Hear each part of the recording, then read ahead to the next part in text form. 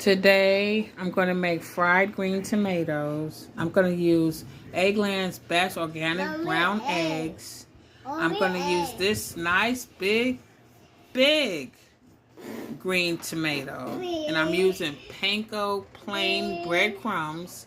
I'm also going to get some flour so I can coat it. I'm going to coat everything.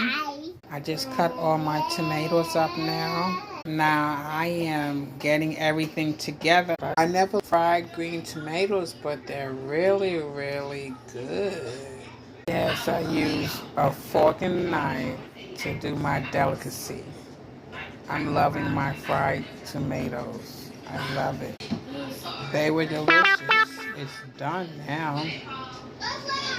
Thank you.